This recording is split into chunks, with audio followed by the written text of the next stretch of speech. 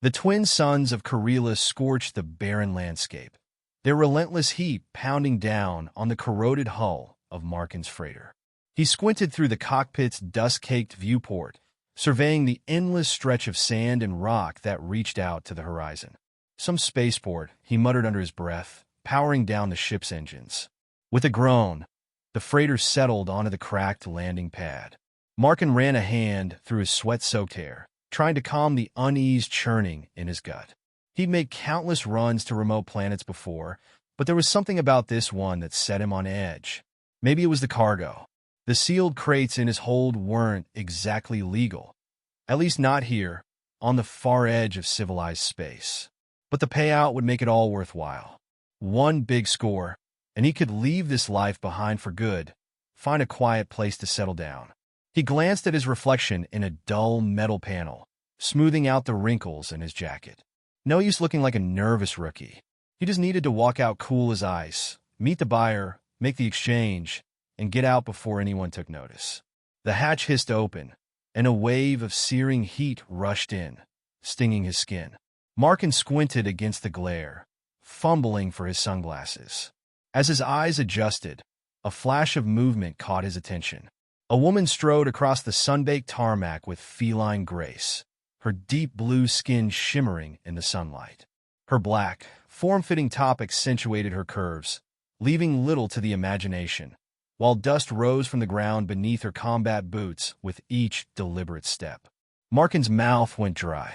He'd encountered his fair share of striking alien women in his travels, but this one was different. Something about her was dangerously captivating. As she approached, he found himself drawn to her piercing silver eyes, which seemed to pierce right through him. A whip coiled at her hip, and a gleam caught his eye. She wore a badge. His stomach tightened. Of all the rotten luck. Well, the blue-skinned woman drawled, crossing her arms. What do we have here? Markon forced a smile, trying to play it cool. Just a humble trader here for some business, ma'am. Name's Markon Voss. At your service. He extended his hand, but the sheriff ignored it, her silver eyes sweeping over him with cold scrutiny. And what exactly are you trading out here, Mr. Voss? In the middle of nowhere? Oh, this and that. Markon shrugged, doing his best to seem nonchalant. I follow the credits, go where the demand is. A smirk tugged at the corner of her lips. Is that so? Before he could react, she grabbed him by the collar with unexpected strength, pulling him close until their faces were just inches apart. Up close, Markon could see faint flecks of starlight dancing in her eyes. Listen up, pretty boy, she purred, her voice soft but dangerous. I'm Sheriff Fara, and nothing happens on this planet without me knowing about it.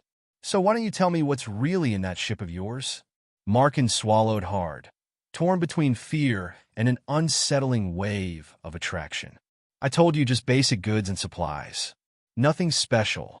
Fara's griptikten it. Wrong answer. In a flash, she spun him around, slamming him face first into the blistering hot hull of his ship. Markon winced as the scorching metal seared his skin. Last chance, handsome, she growled in his ear. What's the cargo? Markon's mind raced. He could feel the heat of her body pressed against his back, smell the intoxicating scent of her skin, and it was making it hard to think straight. All right, he gasped. It's exotic pets. Rare creatures from Earth. Totally harmless, I swear. Fara was silent for a moment, then spun him back around, her silver eyes locked on his. Exotic pets? Markon stood there, heart racing, his back still pressed against the hot hull of his ship. Sheriff Fara's silver eyes bored into him, her face unreadable. He could feel the weight of her gaze, and the tension in the air was thick enough to cut with a knife. Exotic pets, you say? Fara's voice was calm, almost amused, but there was an edge to it that made Markon uneasy. He nodded, swallowing the lump in his throat. Yeah, rare ones. From Earth. Nothing dangerous. He tried to maintain eye contact, hoping the lie wouldn't be obvious, but her eyes flickered, like she knew more than he was letting on. She let out a slow, mocking chuckle, finally releasing her grip on his collar and stepping back. You must think I'm an idiot, Markon Voss. Markon exhaled, trying to regain some composure. Look, I'm not looking for trouble. I just need to unload this cargo, collect my credits, and get out of here. Fara raised an eyebrow. Is that right? You show up on my planet, carrying illegal goods, and expect me to just let you walk away. Markon felt a spike of panic, but he kept his face neutral. He wasn't sure how much longer he could bluff his way out of this. No harm in trading a few creatures, Sheriff. I didn't know they were illegal here. Fara crossed her arms, her silver eyes never leaving his. Illegal everywhere, Voss. You've got some real bad luck if you didn't know that. Markon cursed under his breath. So, that was it. He had walked straight into a trap, and she had been waiting for him. His mind raced, searching for an out. Fara sighed, shaking her head slightly. What are you really doing here, Markon? You expect me to believe someone like you would risk everything for a few animals? What's the real score? Markon hesitated. He couldn't afford to tell her the truth. Not about the actual contents of those crates. If she knew what was inside, his fate was sealed. But then again, if she didn't believe him, it could end the same way. I told you, he said carefully, just trading. I don't know what else to tell you. Fara stared at him for a long moment. Then, with a sudden fluid motion, she drew a blaster from her hip and aimed it squarely at his chest. Markon froze, his pulse thudding in his ears. Wait, hold on. Let's make this simple, Fara interrupted, her voice cold. Either you open up those crates, or I'll do it for you. And I promise, you won't like what happens after that. Markon's eyes flicked to the crates behind him. His whole body tensed. If she opened them, if she saw what was really inside. He didn't have time to think. Before he could make a move, a sharp beeping noise pierced the air. Fara's gaze shifted toward her wrist comm, and she tapped it, eyes narrowing as she listened to the incoming message. Markon couldn't hear the details, but whatever it was, it clearly demanded her attention. Her expression darkened, and she muttered something under her breath. She holstered her blaster, her eyes still locked on him. Looks like you just got lucky, Voss. But don't think for a second this is over. Markon stood there, stunned, as she turned and started walking away, her boots kicking up small clouds of dust with each step. I'll be back, she called over her shoulder.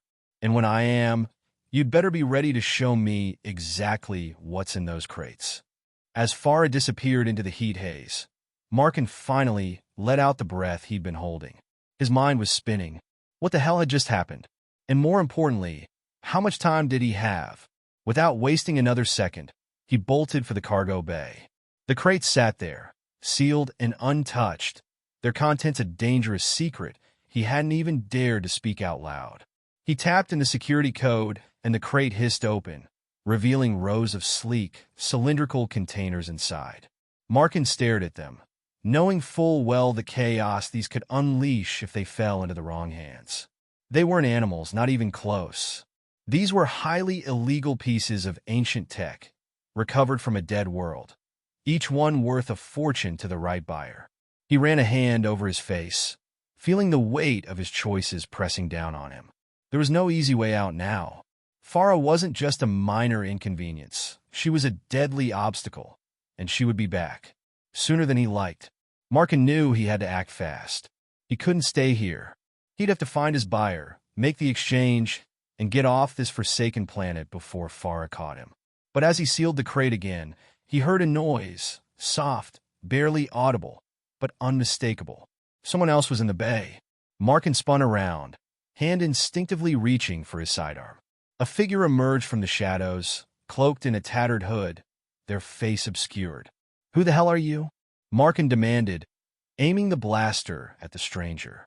The figure stepped forward, slowly pulling back the hood to reveal a familiar face, one that made Markon's heart skip a beat. It was Jana, his old partner from a lifetime ago, the one he thought was long dead. "You didn't think you'd get rid of me that easily, did you?" she said with a smirk. Markon's blood ran cold. His past was catching up with him faster than he ever imagined. Markon's blaster trembled in his grip as he stared at the woman before him, disbelief washing over him like a cold wave. Jana stood there, her face partially shadowed by the dim light of the cargo bay, but there was no mistaking her. Her eyes, sharp and piercing as ever, locked onto his, the same smirk tugging at her lips that he hadn't seen in years. You're supposed to be dead," Markon stammered, his voice barely above a whisper. Jana chuckled, her voice smooth and dangerous. Yeah, well, you know me. Hard to kill. Markon's mind was reeling.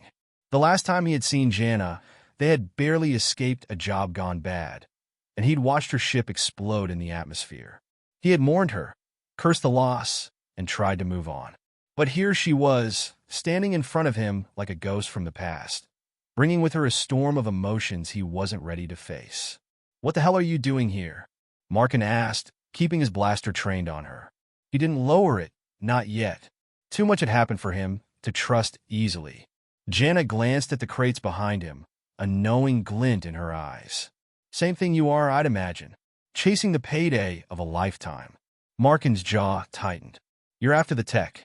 "I'm after survival, Markon," she shot back, her tone suddenly serious. "Same as you. Only difference is I had to crawl my way out of a fiery grave to get here. And now I want my share." He narrowed his eyes. "Your share? You weren't even supposed to be alive, Jana.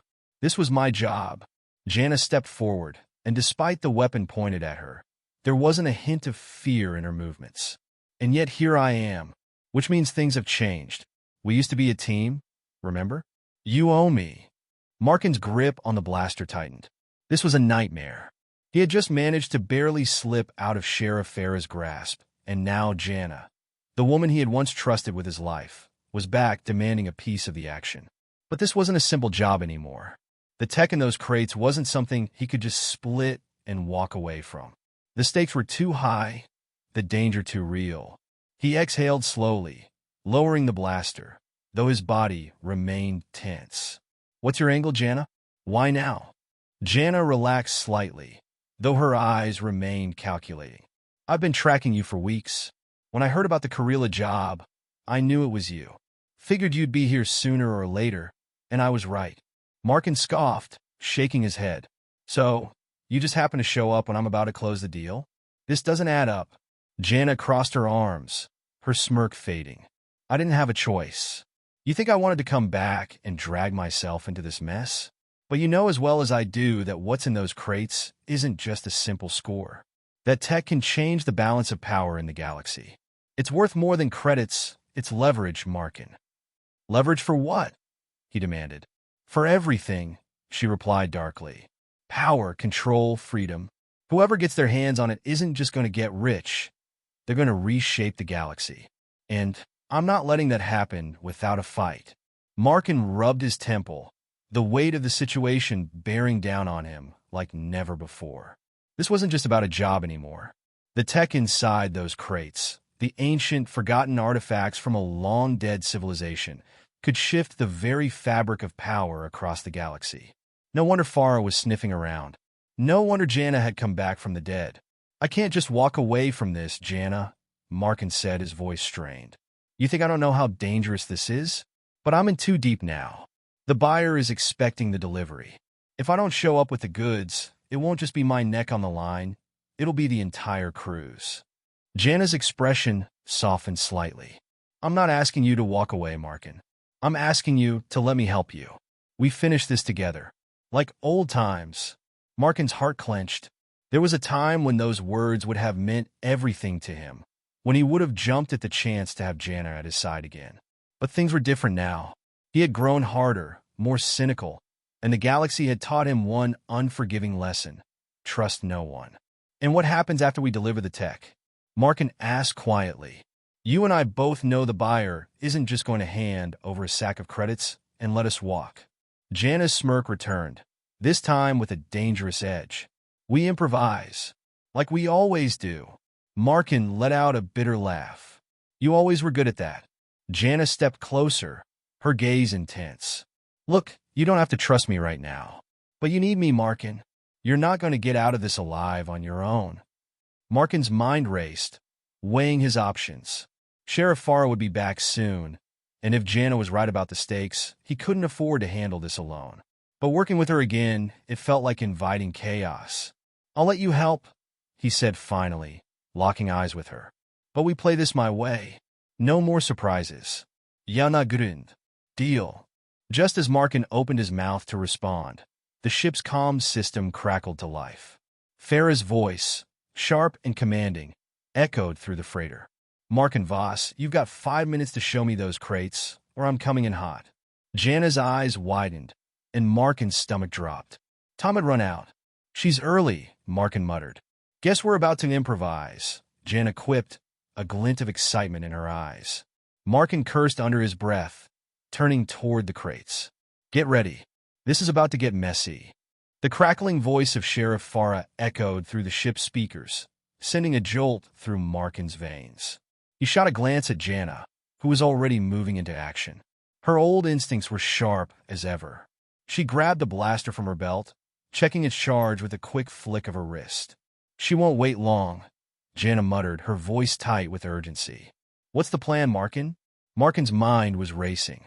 Sheriff Fara was relentless, and now with Jana in the mix, everything was unraveling faster than he could control. He had one chance to get this right, if there was even a right way out of this mess.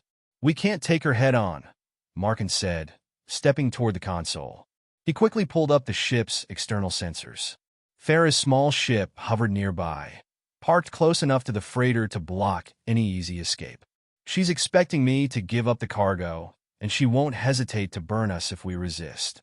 Jana moved beside him, her gaze flicking over the console. "You're right. She'll be in here with her crew guns blazing if we try to run. But we've got the tech. Something tells me that's why she hasn't just blown us out of the sky." Markon cursed under his breath. "Yeah, but it's a double-edged sword. That tech is valuable enough to make us targets, but dangerous enough to get us killed if we don't hand it over." Jana's eyes glinted, that familiar look of reckless determination flickering to life. "So, we don't hand it over.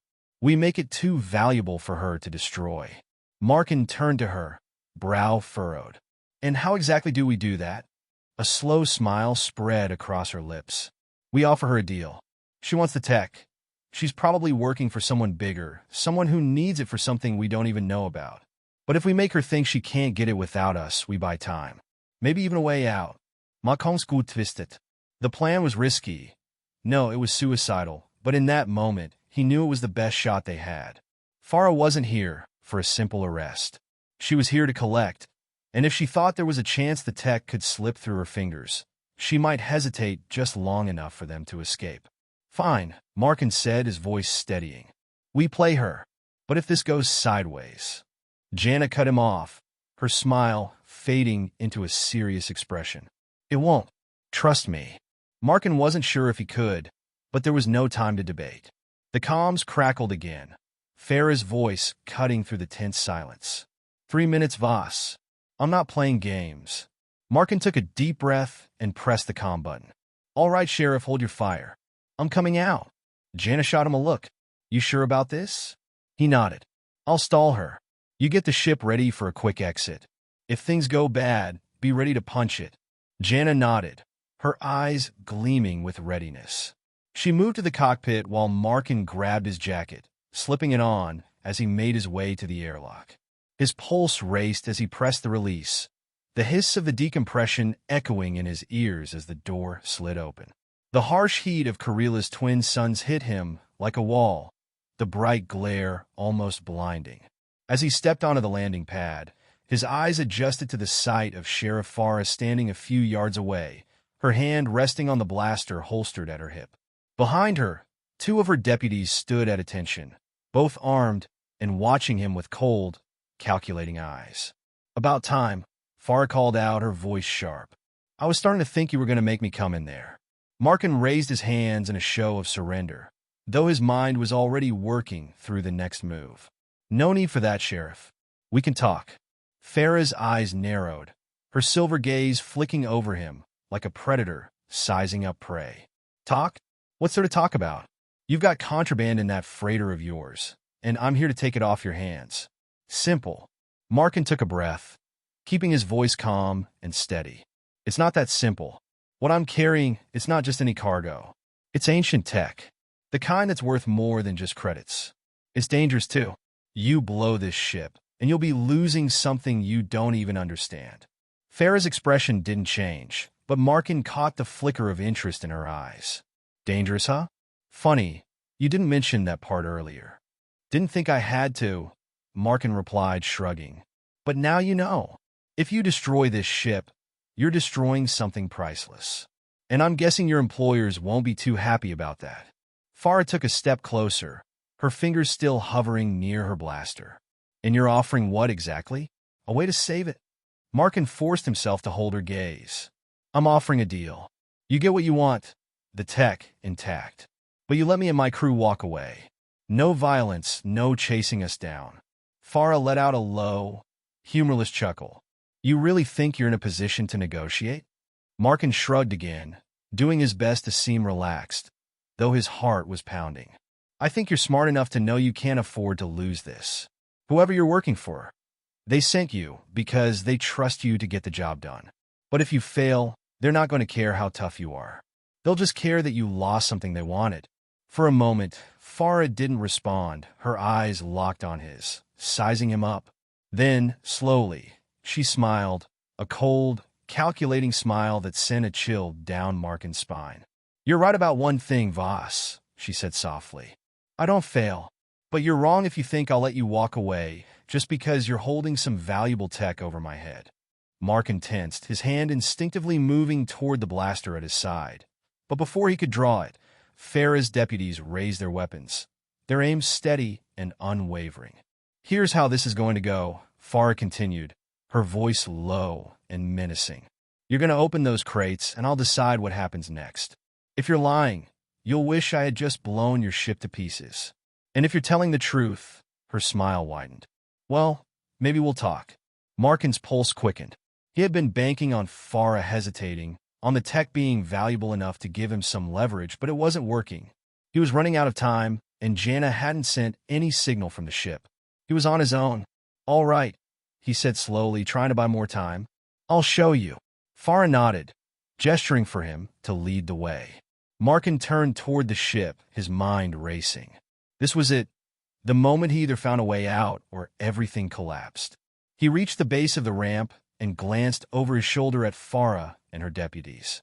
Then, suddenly, from inside the freighter, there was a loud crash, a deep rumble followed by a sharp explosion.